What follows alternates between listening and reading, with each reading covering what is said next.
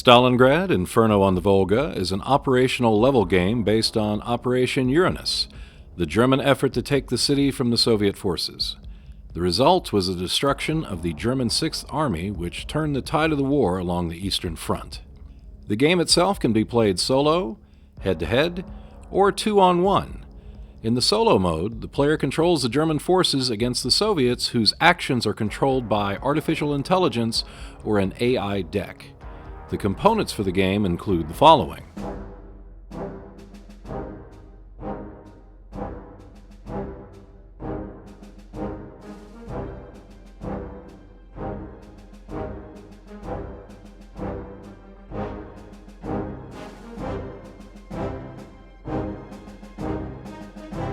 The use of blocks recreates the fog of war, where you are not sure of the other side's forces. The units may be weak, average, or strong. They are revealed under certain conditions, most notably when your forces come into contact, and then, of course, it's too late. The game map covers the city of Stalingrad, with the Soviets in control of most of the hexes at the beginning of the game. The hexes themselves represent clear, rough, and urban terrain. You set up the game according to the rules with the Germans at the bottom of the board. In the solo mode, your forces will advance into the city attempting to wrest control from the Soviets. Both sides have leader and support cards. German leaders are put into play when drawn, and the effect they bring is permanent. Soviet leaders are only placed on the board during combat. Support cards provide an effect on combat. For the Germans, they can only be played during a deliberate attack. Soviet support cards are drawn and played for both attacking and defending combat situations. The game is played over several turns that involves the following actions. During the first action, the German player will draw a card from the German deck and roll 6 dice. The dice are placed on the reinforcement chart according to their result.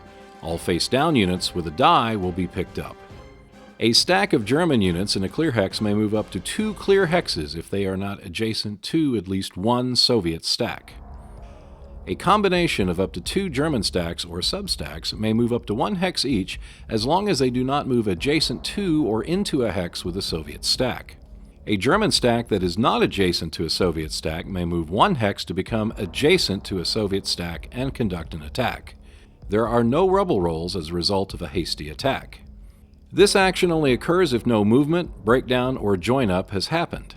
This is a pre-planned assault by German stacks that are adjacent to Soviet stacks. A card may be played, and rubble may be generated as a result of the attack. There is standard combat and close combat, where both sides roll dice based on their strength and firepower. In all cases of combat, if the defender is removed from the hex, the attacker must advance at least 1 unit. The Soviet actions are governed by the artificial intelligence, or AI, that runs the Soviet side. It compares the number of Soviet top-stack hexes to the number of spawn hexes that are still under Soviet control. The result means following a preset course of actions that include the following: spawn, movement, and hasty attack. Spawn and movement include a card-drawing phase if certain conditions are met. A hasty attack is performed by Soviet units adjacent to German units.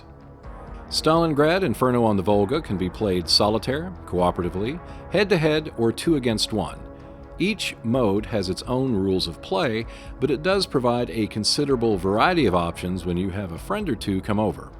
For those who have played the game a few times, the Designer's Way offers an additional set of rules and 4 different levels of victory for a more challenging experience. The German player wins the game by controlling all 6 spawn hexes the Soviet player owns, or if there are no more Soviet units on the map. The Soviet player wins if 10 German units are destroyed.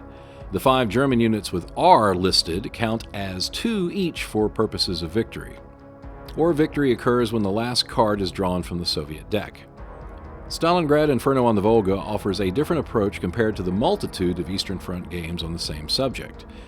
The combination of solitaire, head-to-head, and 2-on-1 play provide ample variety for this intriguing battle.